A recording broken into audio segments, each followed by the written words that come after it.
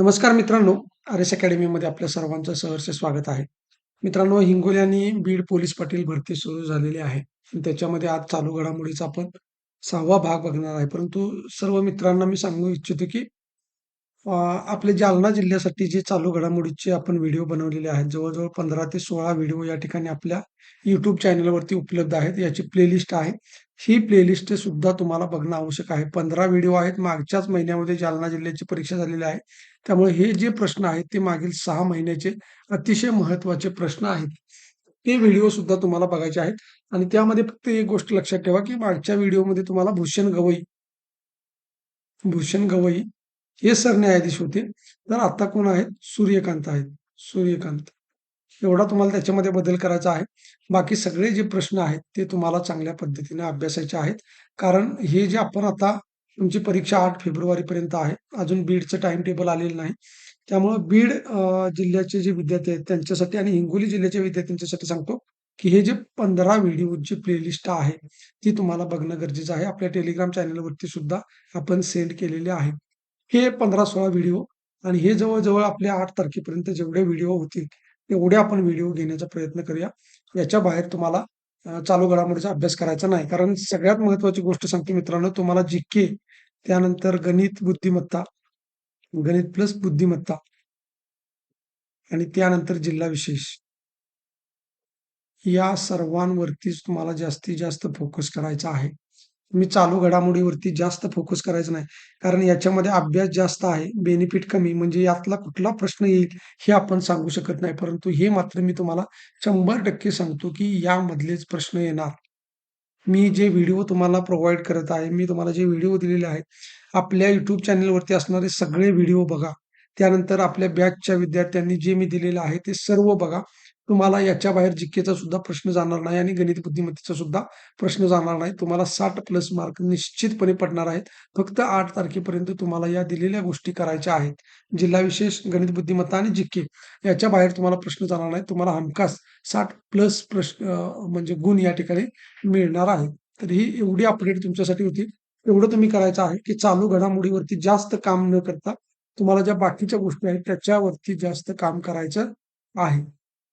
तर जास्त वेळ न लावता आपण काय करूया आता, सुरुवात करूया बघा. सय्यद मुश्ताक अली ट्रॉफी 2025 खालीलपैकी कोणत्या संघाने जिंकली? झारखंड, महाराष्ट्र, गुजरात, कर्नाटक. तर याचं योग्य उत्तर आहे पर्याय क्रमांक ए, झारखंड. त्यानंतर बघा प्रश्न क्रमांक 2. भारतातील पहिले बटरफ्लाय अभयारण्य अर्लम वन्यजीव अभयारण्य खालीलपैकी कोणत्या राज्यात आहे? वन्यजीवाचं नाव काय आहे? अर्लम वन्यजीव अभयारण्य. तर हे भारतातलं पहिले बटरफ्लाय अभयारण्य आहे, लक्षात ठेवा. तर ते कोणत्या राज्यात आहे? हिमाचल प्रदेश, मध्य प्रदेश, केरळ, तामिळनाडू. त्याचं योग्य उत्तर आहे पर्याय क्रमांक सी, केरळ. त्यानंतर बघा प्रश्न क्रमांक 3. देशातील पहिले संविधान उद्देशिका पार्क खालीलपैकी कोणत्या ठिकाणी आहे? सोलापूर, नाशिक, कोल्हापूर, नागपूर. तर याचं योग्य उत्तर आहे पर्याय क्रमांक डी, नागपूर. हे आहे कुठं? म्हणजे नागपूरमध्ये याचं लोकार्पण झालेलं आहे. आणि ते कुणी केलेलं आहे? तर भूषण गवई यांनी केलेलं आहे. लक्षात ठेवा.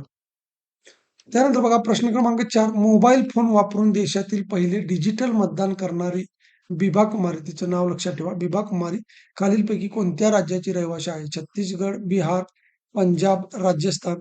तर 4चं उत्तर आहे पर्याय क्रमांक बी, बिहार.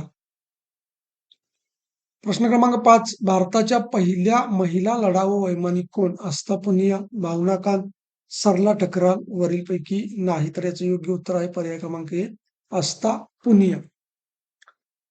त्यानंतर बघा प्रश्न क्रमांक 6. भारतातील पहिला डिजिटल घर प्रकल्प सुरू करणारी इंदूर महापालिका कोणत्या राज्यात आहे? मध्य प्रदेश, उत्तर प्रदेश, बिहार, पश्चिम बंगाल. तर 6चं उत्तर आहे पर्याय क्रमांक ए, मध्य प्रदेश. त्यानंतर बघा राष्ट्रीय संरक्षण अकादमीच्या कॅम्पसमध्ये इथं एक शब्द इथं ऍड करायचा आहे तुम्हाला बघा.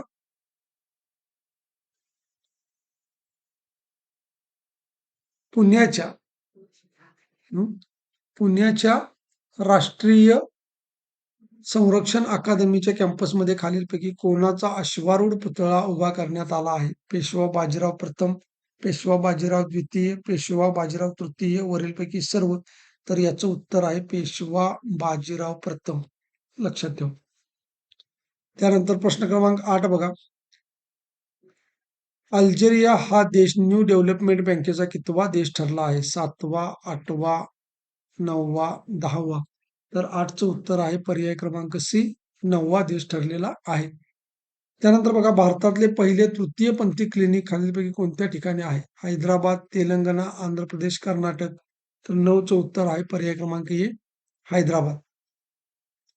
त्यानंतर बघा, प्रश्न क्रमांक 10. ब्रिक्स शिखर परिषद 2026 खालीलपैकी कोणत्या देशात पार पडणार आहे? ब्रिटन, चीन, रशिया, भारत. तर याचं योग्य उत्तर आहे पर्याय क्रमांक डी, भारत.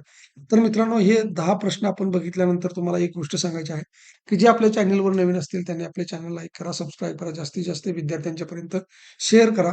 आणि ज्या विद्यार्थ्यांना आपलं ई बुक घ्यायचा आहे किंवा ज्यांना आपली बॅच परचेस करायची आहे, त्यांनी हा जो माझा नंबर आहे 9730613237 या नंबरवरती मला कॉल मेसेज करायचा आहे. इथे तुम्हाला डिटेल माहिती दिली जाईल. बऱ्याच विद्यार्थ्यांनी मित्रांनो, हिंगोली आणि बीड जिल्ह्यामध्ये प्रचंड प्रमाणात सध्या विक्री सुरू असलेलं आपलं बुक आहे. अनेक स्पर्धा परीक्षांच्या ज्या काही परीक्षा झालेल्या आहेत, त्या परीक्षांमध्ये या बुकमधले प्रश्न आलेले आहेत आणि पोलीस पाटील भरतीला तुम्हाला बरेचसे प्रश्न या पुस्तकातून आलेले बघायला मिळतील. पेपर झाल्यानंतर तुम्हाला निश्चितपणे कळेल की या बुकमधून किती प्रश्न आलेले आहेत.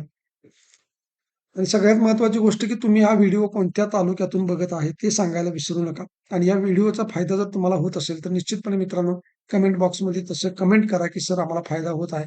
आणि एक लाईक या व्हिडिओला तुमच्याकडून अपेक्षित आहे. त्यामुळे या व्हिडिओला लाईक करा. प्रश्न क्रमांक 11. चेन्नई येथे पार पडलेला जा माता, लक्षात ठेवा. या सरावाचं नाव काय आहे? जा माता सागरी सैन्य सराव.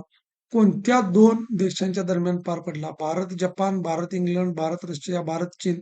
तर याचं योग्य उत्तर आहे पर्याय क्रमांक ए, भारत जपान. प्रश्न क्रमांक 12. भारताचे सर्वात मोठे दुसरे अवकाश केंद्र खालीलपैकी कोणत्या राज्यात उभारले जाणार आहे? महाराष्ट्र, पंजाब, राजस्थान, गुजरात. तर याचं योग्य उत्तर आहे पर्याय क्रमांक डी, गुजरात. सगळ्यात महत्वाचं मित्रांनो, एक गोष्ट लक्षात ठेवा, जेवढे काही प्रकल्प आहेत, जेवढ्या काही संस्था आहेत, त्या सुरुवातीला या ठिकाणी महाराष्ट्रामध्ये त्याची निवड केली जात होती. परंतु आता सगळ्या महत्वाच्या संस्था ज्या आहेत, त्या संस्था गुजरातला नेण्याचं गाव या ठिकाणी तुम्हाला माहितीच आहे. त्यामुळं या प्रश्नाचं उत्तर हे गुजरात जरी असलं तरी लक्षात ठेवा, की सगळे महत्वाचे प्रकल्प हे गुजरातला जात आहेत. आणि आपल्या इथले जे विद्यार्थी आहेत किंवा आपल्या इथली लोकं आहेत, ती मोठ्या प्रमाणामध्ये बेरोजगार होत आहेत. त्यामुळं आपल्याला सतर्क राहणं गरजेचं आहे. मराठी भाषेची गळचेपी आहे. त्यानंतर मराठी शाळा बंद पडण्याचे प्रयोग सध्या सुरू आहेत. मुंबईमध्ये मराठी माणूस पोरका झालेला आहे. उत्तर भारतीयांचं वर्चस्व वाढत आहे. सर्वत्र मुंबईमध्ये आपल्याला हिंदी भाषेचंच या ठिकाणी वर्चस्व बघायला मिळत आहे. तर आपली मराठी भाषा वाचली पाहिजे. आपली मुंबई ही मराठीची जननी म्हणून राहिली पाहिजे, लक्षात ठेवा. त्यानंतर मुंबईमध्ये फक्त मराठी माणसांचंच वर्चस्व चाललं पाहिजे. मराठी आपली मातृभूमी आहे, आपली जननी आहे. तिचं संरक्षण करणं आपली जबाबदारी आहे. त्यामुळं सर्व मित्रांनी लक्षात ठेवा, की आता निवडणुका आलेल्या आहेत. त्यामध्ये आपण राजकीयदृष्ट्या बोलायचं नाही, परंतु एकच गोष्ट मी तुम्हाला सांगतो, की मुंबईमध्ये मराठी माणूस वाचला पाहिजे आणि मुंबई वाचली पाहिजे. त्यानंतर प्रश्न क्रमांक 13 बघा. मका उत्पादनात भारत जगात कितव्या क्रमांकावर आहे? 5व्या, 6व्या, 7व्या, 8व्या. तर 13चं उत्तर आहे पर्याय क्रमांक 1, 5व्या. प्रश्न क्रमांक 14. क्रुझ भारत मिशनमध्ये सामील होणारे भारतातील पहिले राज्य कोणते? महाराष्ट्र, हिमाचल प्रदेश, सिक्कीम, गुजरात. 14चं उत्तर आहे पर्याय क्रमांक डी, गुजरात. प्रश्न क्रमांक 15. 2027 ची नेमबाजी विश्वचषक स्पर्धा खालीलपैकी कोणत्या देशात पार पडणार आहे? भारत, ऑस्ट्रेलिया, बांगलादेश, पाकिस्तान. तर याचं योग्य उत्तर आहे पर्याय क्रमांक ए, भारत. तर मित्रांनो, अशा पद्धतीने आज आपण 15 प्रश्न बघितलेले आहे. उद्याच्या लेक्चरमध्ये आपल्याला 15 प्रश्न बघायचे आहेत. व्हिडिओ चांगला वाटला असेल लाईक करा, सबस्क्राईब करा, जास्तीत जास्त विद्यार्थ्यांच्यापर्यंत शेअर करा. धन्यवाद.